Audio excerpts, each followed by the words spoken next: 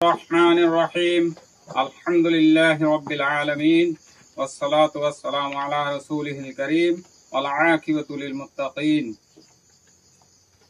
রোহিঙ্গা গণহত্যার আত্মবার্ষিকী স্মরণ সভায় উপস্থিত প্রিয় রোহিঙ্গা বাবা মা ভাই ও বোনেরা এবং সকল ন্যায় বিচার প্রার্থী মানুষগণ, আসসালামু আলাইকুম ওয়া রাহমাতুল্লাহি ওয়া বারাকাতুহু। আজ 25 আগস্ট 2025 রোহিঙ্গা গণহত্যার আত্মবার্ষিকী উদযাপন করছি। বিশ্বজুড়ে বিভিন্ন দেশের ন্যায় বিচার প্রেমী এবং সহানুভূতিশীল মানুষের সাথে এবং স্মরণ অনুষ্ঠানটি বিশ্বব্যাপী রোহিঙ্গা সম্প্রদায় পালন করছে।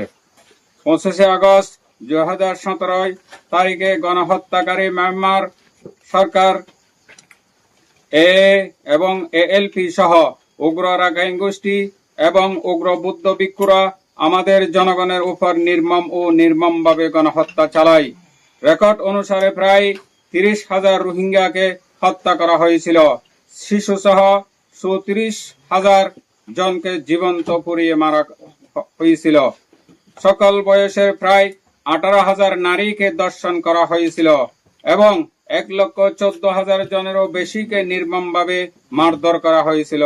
কমপক্ষে 1,15,000 ঘরবাড়ি পুড়িয়ে দেওয়া হয়েছিল। 1,13,000-এরও বেশি ঘরবাড়ি ধ্বংস করা হয়েছিল এবং প্রায় 66 সম্পূর্ণ গ্রাম নিশ্চিহ্ন হয়ে গিয়েছিল। এই অন্ধকার এবং সবচেয়ে করুণ ইতিহাস যা আমাদের গ্রাস করছে, তা এমন কিছু যা আমাদের কখনো বলে যাওয়া উচিত নয় এবং মুছে যেতে যাওয়া উচিত নয়। আমাদের ভবিষ্যৎ প্রজন্মকে সর্বদা এই ভয়াবহ ট্র্যাজেডির কথা মনে রাখতে হবে এবং প্রতিফলিত করতে হবে।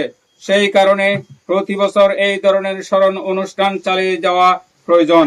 এই নৃশংসতার কারণে আমাদের লক্ষ লক্ষ মানুষ তাদের বাড়িঘর এবং জমি ছেড়ে বিদেশের বিভিন্ন শিবিরে রাষ্ট্রহীন শরণার্থীতে পরিণত হয়েছে। আমাদের মা ও বোনেরা ভয়, লজ্জা এবং অপমানের মধ্যে জীবনযাপন করছে।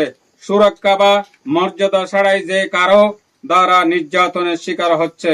আমাদের জনগণ নাগরিকত্বের অধিকার সহ তাদের পূর্বপুরুষের মাতৃভূমিতে তাদের সমস্ত মৌলিক অধিকার হারিয়েছে। এই গণহত্যার ফলে আমাদের সম্পত্তি এবং জিনিসপত্র অন্যায়ভাবে লুট করা হয়েছিল এবং একটি সম্প্রদায় হিসাবে আমাদের সংগ্রহ জীবন ভেঙে পড়েছিল। রোদ বা বৃষ্টি থেকে আশ্রয় ছাড়া আমাদের বন এবং পাহাড়ে পালিয়ে যেতে বাধ্য করা হয়েছিল।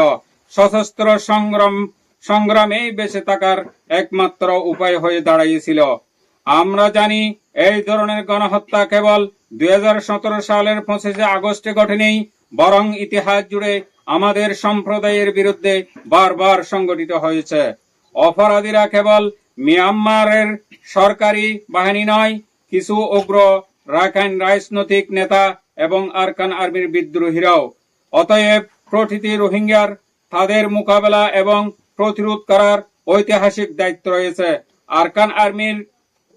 আরকান আর্মি আমাদের সম্প্রদায়ের বিরুদ্ধে অপরাধ চালিয়ে যাচ্ছে এবং আমাদের অবিলম্বে এই ধরনের নিষ্ঠুর নৃশংসতা বন্ধ করার জন্য দৃঢ়ভাবে সতর্ক করছি।